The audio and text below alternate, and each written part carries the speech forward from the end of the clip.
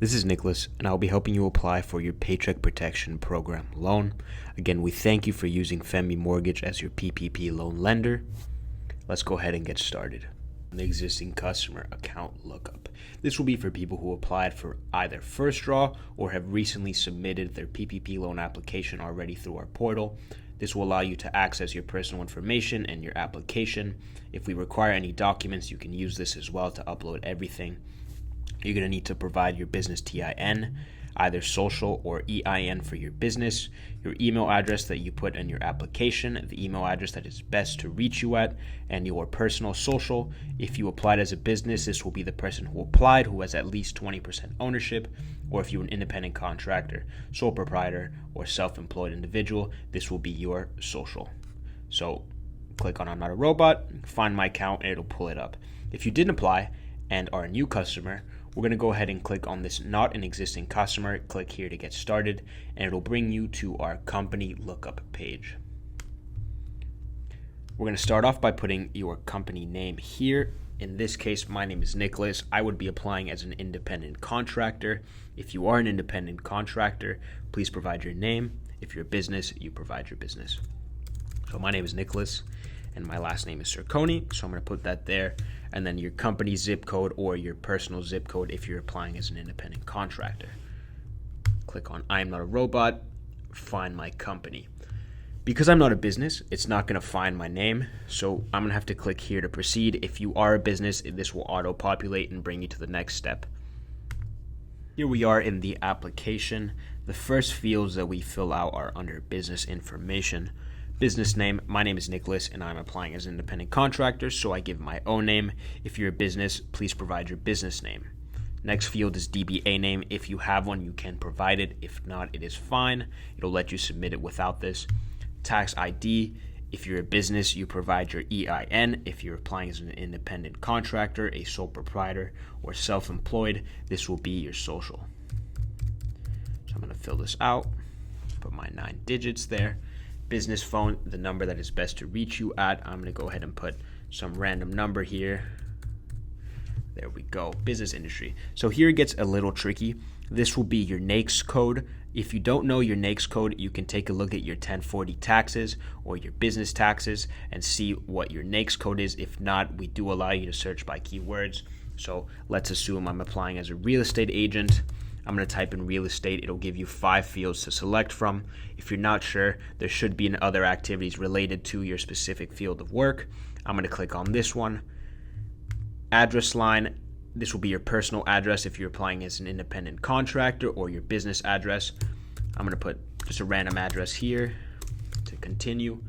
Address line 2, this will be your apartment number or unit number, your city, state, and my zip code. We are in the application information part of your PPP loan application. This will be where you disclose if you are a first draw loan applicant, meaning you never received your PPP loan in 2020, or if you are a second draw and received your loan, either you're an existing customer or a new customer that's interested in applying with us as a lender. Let's go ahead and start with the first draw loan. We start off with the application information, and we are selecting our business type or type of business as it says there. We've provided a document in the video description helping you identify specifically the type of business you have and giving some guidance as in the terms and tax documents that you need to provide for each business. I'm applying as an independent contractor, so I'm going to go ahead and click on that. I could apply as a self-employed individual. They're both technically the same. I'm just picking independent contractor for now. Type of tax ID. So because I'm an independent contractor, I apply it with my personal social. If I'm a business, you will provide your tax ID, EIN. Next one is date business was established. If you're a business, you provide with your actual date of establishment. If not, if you're an independent contractor, you can use this date here, January 1st, 2019. This gets a little bit complicated, but we're seeing that this date is the one that works the best. Application meets size standard. So this will be left alone. If you have more than 300 employees, you won't be able to qualify for the PPP. So please let us know and we will speak to you on the phone and sort of clear those things up if you have any other questions. Annual revenue, as you can see, this is optional. If you don't want to fill this out, that's fine. We'll go ahead and take a look at your tax documents later and fill this out for you. Are you planning on refinancing an EIDL loan? So if you received an EIDL loan from January 31st to April 3rd, you can apply for an EIDL refinance. Again, this is January 31st to April 3rd in 2020. So go ahead and click yes, and then you can see that it's going to ask you for your EIDL amount and your EIDL application number. But because I didn't receive one, I will press no. Average monthly payroll. So this gets a little tricky if you're unsure how this works. We have also included a document in the video showing you how to calculate your monthly payroll. It's a big Excel spreadsheet for each type of business. Again, the document that we have provided as well shows you how to identify the type of business, and using that, you can specifically look at that calculator and find that business type and calculate it there. I'm going to go ahead and put $5,000 here as my average monthly payroll, assuming that that's what I made in my net income, and that was divided by 12. Number of employees. So if your business, this will be what shows up on your 940 or your RT6s. And if you are not a business, it'll be 1 if you are a self-employed individual, independent contractor, or sole proprietor. Because I'm applying as myself, I'm just going to put 1. As you can see here, we automatically calculate your loan amount. Here we are in your PPP loan application. So we're starting off applying as a second draw loan borrower. You're going to start off by putting your first draw SBA loan number. If you're an existing customer, this will be filled out for you already. However, if you are a new second draw PPP borrower, you're going to have to contact your original lender for your first draw PPP loan and ask them for this in order to continue. Business type. We've provided a document giving some guidance as to what type of business you are, so this should help guide you. If you have any questions, you can refer to your first draw PPP loan application, and your business type should be there. Type of tax ID. Because I'm applying as an independent contractor, I'm using my personal social. If you're a business, you're going to be using your business tax ID or your EIN. Date business was established. This gets a bit tricky. If you're unsure what to put as an independent contractor, a sole proprietor, or self-employed because you don't have a business, this date here, January 1st, 2019, will work for you. If you're a business, this date does not refer to you. You'll have to put your actual date of establishment that's posted on your articles of incorporation. We continue to annual revenue. As you can see, this is optional. So if you don't want to fill this out, that's fine. We'll go ahead and fill that out for you once you submit your application. This next question is asking us whether you have changed your PPP loan calculation. If you have filed new taxes for 2020 or have new taxes drafted for 2020, you could click yes and provide those taxes to us, and we will go ahead and recalculate your loan amount. If that hasn't been done and you're still using your 2019 taxes, go ahead and click no. Average monthly payroll. In the video description, we have added a document, sort of an Excel spreadsheet, allowing you to calculate your average monthly payroll for each business type. So if you'd like to refer to that to calculate this, it'll help streamline the application process. Number of employees. So if you're a business, this will be on your 940s or your RT6s, and make sure that is correct because it's going to ask us to verify this when we're submitting it to the SBA. If you're an independent contractor or a sole proprietor / self-employed, the number of employees will just be 1. Also for LLCs, if you're applying as an LLC, it would just be 1. Here we are in the loan purpose part of your application. These next few questions are pretty important in determining your loan forgiveness. This first question asks you if you are planning to use your loan for payroll. This is the most important question. The majority of you should say yes, and if you don't, you have to use 60% of your PPP loan to qualify for full loan forgiveness. If you are an independent contractor, a sole proprietor, or a self-employed individual, 100% of your loan will go to payroll using the owner compensation replacement method, because since you are the only employee, 100% of your loan goes directly to you, meaning you've qualified for full forgiveness. Next question, rent and mortgage interest. If this is the case, you can put yes. Because I'm not using it, I will press no. Utilities, if it's the case, you can put yes. If not, no. Same for covered operation expenses. Same for covered property damage. Same for covered supplier costs. Same for protection expenditures, worker protection expenditures, covered expenses. The next one, if you have a business banking relationship with us. If you do, click yes. If you don't, click no. We are in the gross receipts section of your PPP application. First question is for loans under $150,000 if they'd like to provide their gross receipts. In this case, we're asking you to please provide them before forgiveness in order for us to approve you and determine your eligibility for forgiveness beforehand. This is required because in order to apply for second draw PPP, you would have to show that you had a 25% reduction in revenue in 2020 compared to 2019. This can be done either quarterly by showing the same quarter in 2020 and providing the same quarter in 2019, or you can do this annually and provide your 1099s for 2020 and 2019. So, question 1 here, it asks us what quarter we'd like to provide or if we'd like to do it annually.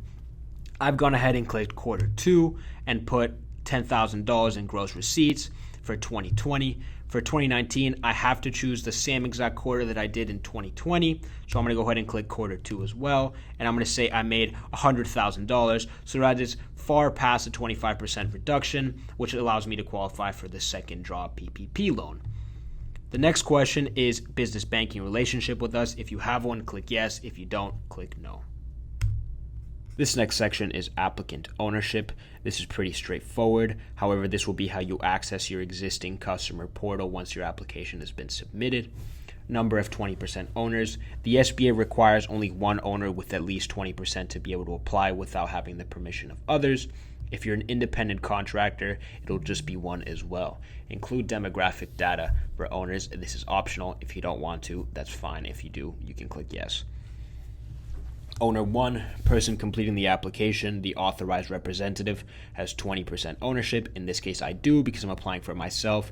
If you're a business and you're applying for your business or you're a partner within your business, make sure you have 20% ownership. If not, someone in your business has to apply for you.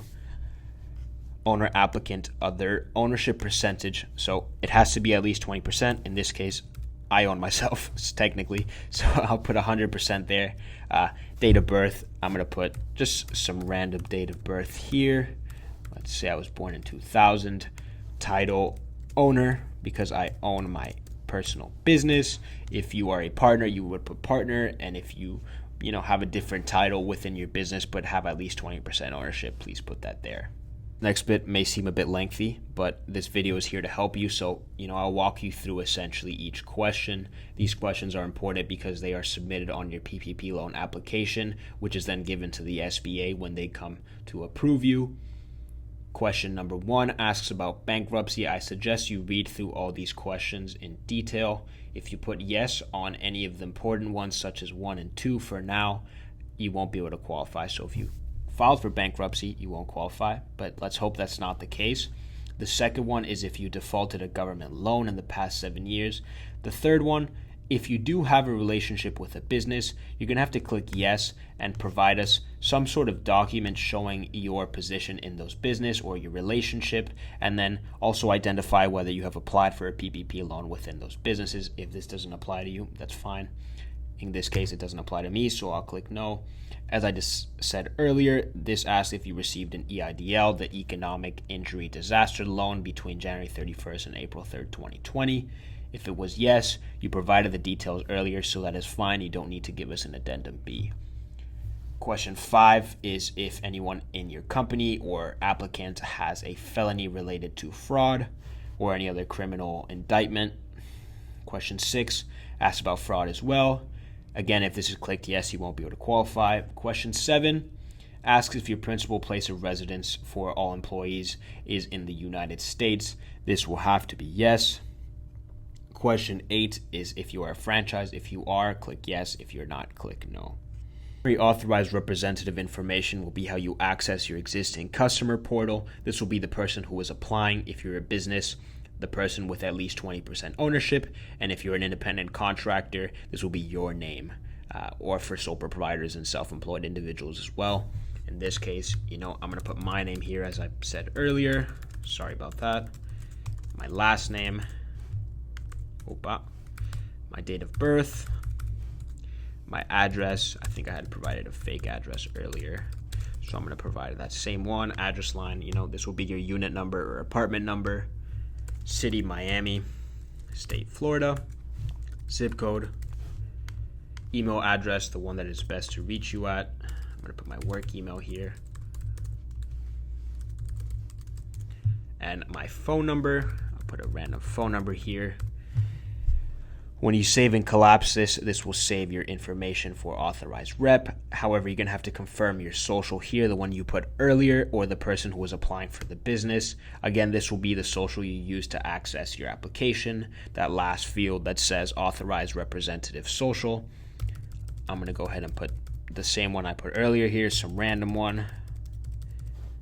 And here we are in the last few steps. If you want to read the e-signed consent agreement, you can click on that. It'll open up a different page. And if you'd like to read these documents here as well, you can go ahead and do so, but you need to check these off in order to continue. So let's go ahead and click next. This is the next bit of your application. So this is your upload your supporting documents page. You can securely upload all your taxes and verification through here. This will help expedite your PPP loan approval. Let's go ahead and get started with the document types. Organizational documents will be for businesses to upload their articles of incorporation. Owner identification verification will be where you upload your driver's license, the front and the back. And if you don't have a driver's license, you can provide your passport. Payroll documentation. This may be a bit tricky for you first draw borrowers. We have provided a document in the video description sort of clarifying exactly what documents we need depending on your business type. So go ahead and refer to that, see exactly what we need from you. And if you do that correctly, it'll help expedite the process and allow us to approve you as soon as possible for your PPP loan. Once that's all done, you're going to go ahead and click Submit for Review. It's going to ask you if you want to confirm. I'm going to go ahead and confirm, and it's going to bring you to your in review page. This means your PPP loan application has been submitted. Our bankers here at FEMBi Mortgage have received it, and we'll get into contact with you shortly regarding the next steps, either approval or requiring different documents in case we're missing something. It'll take us about 2 to 3 business days to get back in touch with you. If you have any questions, you can call us. Reach the end of your PPP loan application. Again, we thank you very much for using FEMBi Mortgage as your PPP loan lender. Have a wonderful day.